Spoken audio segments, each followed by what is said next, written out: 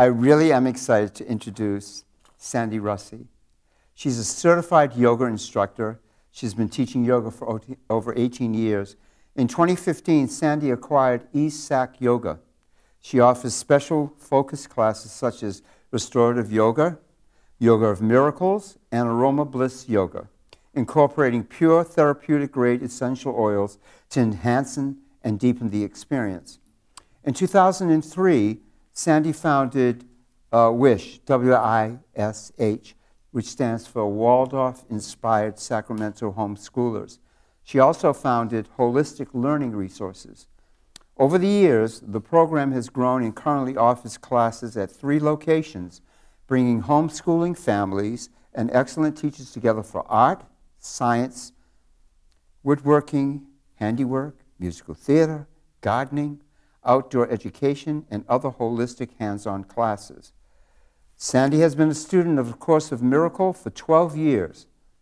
Her soul talk is removing the obstacles to the awareness of love's presence.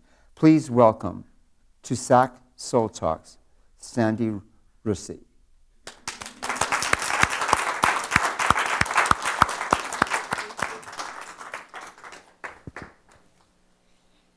Okay, thank you. And wow, what an invitation to be invited to come and do a soul talk, to talk from your heart and be heard by all of you. So I'm ever grateful, RJ, for inviting me, and JG for helping me get really calm and centered with your talk, and Lonnie for the inspiration and the connection that we have. We had and we have, yes.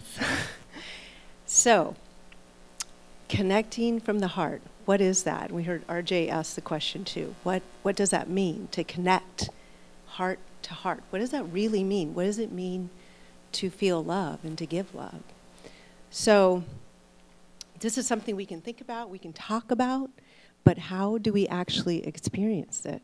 Because just think about it. So you're young, say you fall in love, you get married, you have children, and maybe things aren't quite the way they were in the beginning when you fell in love. Maybe you get a little irritated once in a while with your spouse. I don't know if that ever happens to anybody else here. Or your children, let's say. You're irritated, you're annoyed. Okay, maybe you're actually angry. How do you experience love when you're in that anger, when you're in that frustration, when you're in that resentment, when you just really want to rip their head off, right? Okay, but you still love them, but this other stuff is in the way. So this is what we call the obstacles, okay? So JG mentioned that I am a student of A Course in Miracles, and when you open the book, which I do have out there if anybody wants to look at it, in the very beginning, the very first page, it says, this course does not aim to teach the meaning of love, because that is something that cannot be taught. What it does aim to do is help us remove the obstacles to the awareness of love's presence. So as JG pointed out, we are love, we are truth, we are beauty, we are light, we are spirit. Yet we have these obstacles that get in our way of experiencing that and of sharing that and of truly connecting. So I've learned some very powerful tools. And I am a little nervous here. I've got lots of tools in my tool bag, thankfully. So I'm going to tell you a little bit about my background so you know where I'm coming from before I get to what I consider the most powerful tool for removing those obstacles. And am I speaking in this correctly? Because it's kind of, okay. So a little bit about my background. I was not raised in a particularly religious family at all with any particular spiritual upbringing. Now, I was baptized when I was 4 or 5 years old in the Catholic Church, and I do remember it. So not too many Catholics can remember being baptized. Okay, he's telling me 5. No, not too many Catholics can remember being baptized, because that usually happens in infancy, right? So they were a little late with me, but that's okay. But that was it. I never made the first communion. That was it. And I can remember maybe being in a church like less than 5 times my whole childhood growing up. So that left me pretty open, I think, to have an open mind. So I think that was a good thing. And so let's fast forward a little bit. About age 28, 29, I came to Ananda. And the first time I walked in at Ananda and heard this service, well, we did a prayer and then we chanted. And chanting is designed to open the heart. That's the purpose of the chanting, to open the heart. And so right away, I felt like I'd found my spiritual home. I started taking classes. I started learning the philosophy, and I was taking meditation classes to learn to meditate. And that was my path. Tim and I, my husband's here. Tim, by the way, it's his birthday. And we got married at Ananda, you know, so that was where I really felt at home. So about 6 years of being on that path, I was at an all-day meditation, and I received a very clear message to pursue the yoga teacher training, which was not something that I had ever considered doing. But the message was very clear, and I did that. So then I started teaching yoga and learning more just through that practice of teaching yoga. So I do have a nice tool bag there with a lot that I've learned through yoga. So I was on that path for about 12 years, and then in 2006, I had a spiritual crisis. I had a family crisis and a spiritual crisis all at once. A lot of things were coming at us at once. And through that crisis, I read this book called The Disappearance of the Universe by Gary Renard. A friend had mentioned it. And it completely blew my mind. I mean, I thought I had a pretty broad, open, spiritual perspective. If anybody here studied yoga or any Eastern religions, there's pretty broad, open types of philosophy there, right? But this blew it out of the water. Even I didn't think it could get any bigger, and it was huge. So one day I was reading a little bit of the book. I said, Tim, oh my God, you got to listen to this. So I read like 1 or 2 paragraphs, and it must have blown his mind too. Because I took off for the day, I come back, he's reading the book. Before you know it, he's passed me up in the book. And then that book is like a primer to A Course in Miracles. So it helps you really understand the Course. The Course is very thick. It's pretty heavy duty. The paper is thin, like Bible paper, you know. And so we both started on this path of the Course and studying it. Well, I felt drawn to it, but it was a crisis for me because I already felt myself to be a disciple of Yogananda, and that Yogananda was my guru. And so I went through a struggle. I had to do some deep digging to find out, well, I'm feeling pulled over here, but does this mean I'm being disloyal to my guru? And I felt this struggle. But there was 2 main things that really helped me to get through that crisis. One was the recognition, because the Course, even though it's written in a Western vernacular, like words like God, Father, Son, Christ, like things we might find in a Bible, it's very Eastern in its underpinnings. It is a pure, non-dualistic path. So both the Course and yoga sees that we are all one, as some other people here have talked about today, that we are all one. And I recognized, okay, we are all one. I'm never going to be apart from Yogananda. He's always going to be with me, you know. So there was no disloyalty there. We are all one. But the thing that was really pulling me to the Course and pulling my heart was that there was this practice of forgiveness that the Course, that is the #1 practice that the Course advocates for, is the practice of forgiveness. And I'm going to get into that a little bit here. That's the main thing I want to talk to you about today. So, but for me in my life, I struggled in my relationships. I would have these wonderful, blissful meditations. I learned to meditate. And I mean, just really blissful meditations. I could come out of the meditation 5, 10, 15 minutes later. I have no problem ripping off your head. Look out, you know. So that created a lot of cognitive dissonance for me, to have that blissful experience of meditation, and yet I was still struggling with my emotions, struggling with my relationships. And so that's why I was drawn to the Course, because forgiveness is the practice there. Now, forgiveness is something that happens in the mind. It's never something we have to say out loud to that person. We don't have to talk to them about it, because think about it. When you're upset and you're frustrated or you're angry or whatever it is with another person, you're the one that's hurting inside. I'm the one that's hurting inside when I was so upset. And so the practice of forgiveness, though, frees you from that. So it's kind of hard to explain pure non-dualism in this very short talk, but the basics are all of this is illusion. We appear to be, I don't know, what do we got, 25, 30 bodies here in the room? No, we're all one. This is an illusion that we are separate. We are all one. So when you forgive the other person, guess who you're really forgiving? Yes, you're forgiving yourself. And just like, the Course is very grounded in psychology, you could even say. So psychologists will talk about this idea of projection. So when we're carrying guilt or any kind of inner criticism of ourselves, the tendency is to project it outwards and point, tell the story, all of those things that JG was talking about, right? So that is the tendency, because the ego wants to protect. And so the ego can't take it. The ego wants to push it away and put it out on someone else or something else or the government or whatever it is, right? There's always somebody else out there to blame.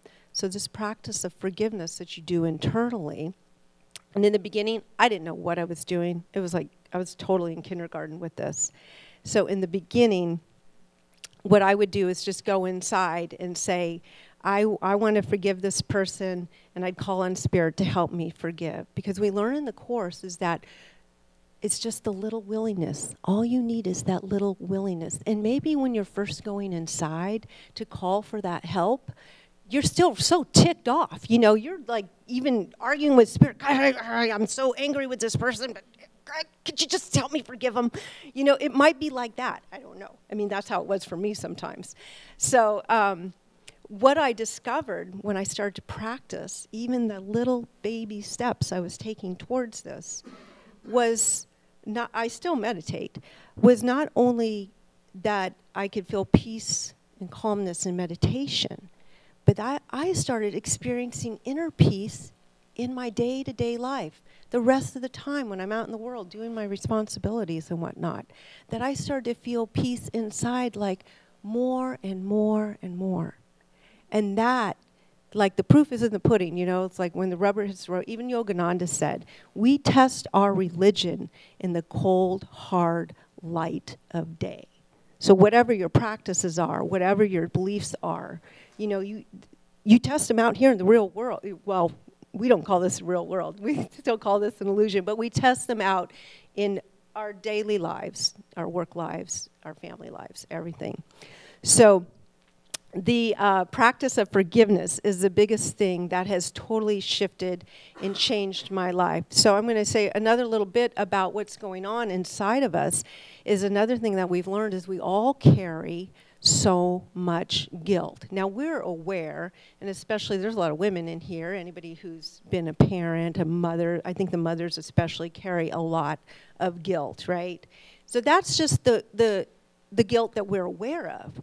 There's this whole huge thing called the subconscious. That is ridiculous how much guilt is in the subconscious mind that we're not even consciously aware of, but it's still driving us and hurting us. And it's that guilt that is causing so much pain. So forgiving the self is sometimes the hardest to do. And but we can gain strength in that by forgiving others. So when we practice that forgiveness or forgiving the other person, we are actually forgiving ourselves, right, at the same time. So that's a good way to begin. And then from there, what did I also want to say about the forgiveness there? So I've learned 2 more practices. I think I'll just go into this part. 2 specific practices, because Gary Renard came out with a couple more books, and he had his teachers as well. And he in one of the books, there's two very simple forgiveness processes, and one is one that you can do on another person, and one is one you can do on yourself. And I'm going to show you guys those two in a little bit. So this is the other thing that I learned about forgiveness, and I do. You know, it's such a blessing to have a partner who's on this path with you.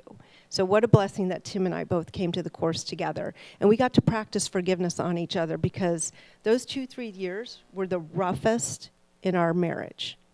And we all know people whose relationships have broken up. You know, that was the closest I think I ever saw that edge. And if it weren't for the course, if it weren't for that practice of forgiveness, I don't know if I'd be sitting here wishing him and loving him happy birthday today the way I do every year. Our birthdays are 4 days apart, so we share a lot together this month. So one of the things that Tim would say in the beginning, those first few years, when we were just struggling, trying to learn how to do this forgiveness thing, you know, he would say, you know, you got to forgive the situation. I mean, I knew about forgiving other people, but forgive the situation. He would always say that. I was like, I didn't get it. It's like, what does that mean, forgive the situation? Now I more get it. There's so many things that we just don't have control over. So maybe it's the politics of the day. Maybe it's how our Congress people are voting. You know, we can vote for who we vote for, but there's a lot we can't control. But we can forgive those situations, and like JG was talking about, we're putting out a whole different kind of energy into the world when we send out the forgiveness. One other point before I get to the exercise. In the mind, it all happens in the mind, and I'm so glad that JG talked about the ego, because of course we learn a lot about the ego in the course. So when you're thinking in your mind, you have two teachers in there, okay, that are available to you. Our default mode is to go to the ego. I mean, that's in our mind all the time. All that stinking thinking, all that negative stuff, all the stuff about the stories. He did this to me. I had a horrible childhood, whatever it is, you know. That is the ego. But you have a choice. You have another teacher, your higher self. Some people might call it your higher self, your higher power. I call God, Spirit. Jesus is the author of the Course. It is Jesus' voice, so I call on Jesus. Jay, Tim likes to call him. So I will call on Jay to guide my thoughts. Guide my thoughts. And that's another little tidbit that I picked up. Whenever I'm feeling fear, in those first 2 or 3 years, I had times, if you ever feel gripped in fear, Holy Spirit, guide my thoughts. Holy Spirit, guide my thoughts. It is your thoughts that create the fear. It is your thoughts that, excuse me, but screw you up, right? So you want to call on the highest teacher for that.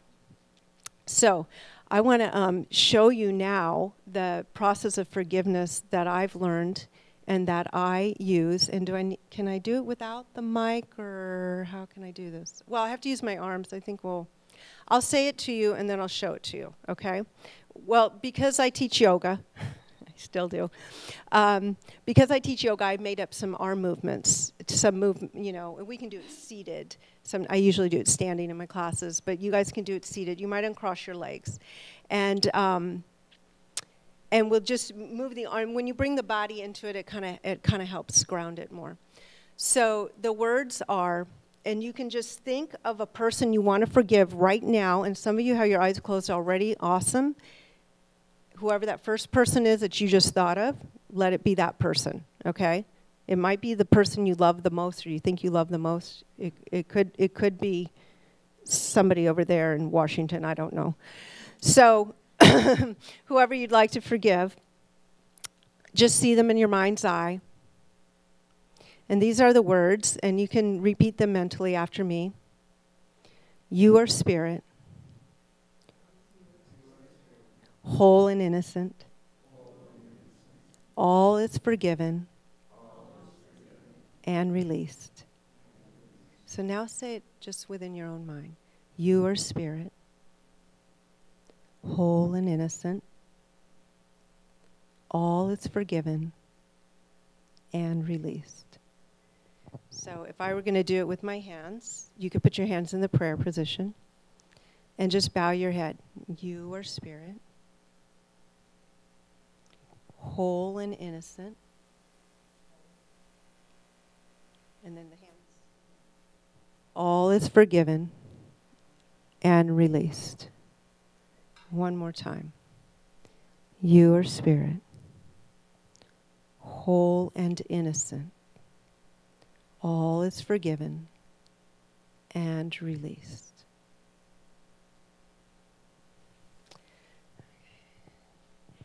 So the next one is one that you can use on yourself. And as I said before, forgiving ourselves is usually the hardest one to do. So I, a few years ago, I had to do this on myself because I had canceled plans on a friend, kind of at the last minute. There were tickets involved. I just felt intuitively not to go to that event that night. But then I felt really bad for canceling on her, and she was upset, you know. And then I stayed at home feeling horrible, and I was like, man, I got to dig out that forgiveness process and go do it. So I did this in front of the mirror. So this one is, and when I read it, because I had to go read it to learn it, I thought, well, how's this going to work? It doesn't have the word forgiveness in it, you know? So, but I did it. I looked in the mirror and did it for 5-10 minutes, and that peace came back. You know, I started to feel the peace. I stopped feeling the guilt. I stopped beating myself up mentally, and I needed to do that. And just because we forgive, by the way, does not mean we're a doormat, does not mean we don't take responsible actions. I did go and apologize to my friend. I did clean it up, right? Okay? And just because we forgive doesn't mean we let people walk all over us either. We still set healthy boundaries. So for this one, it is like this. You can close your eyes again if you'd like. I am spirit. This body is just an image. It has nothing to do with what I really am. Okay. So here is the hands. I am spirit. This body is just an image. And then we turn the head. It has nothing to do with what I really am. Okay, let's try it again. I am spirit. This body is just an image. It has nothing to do with what I really am. So one more time, silently in your own mind. And if you'd like to, you come to the spiritual eye here with it. I am spirit. This body is just an image. It has nothing to do with what I really am. Om Shanti Shanti. Thank you all. God bless you. Thank you.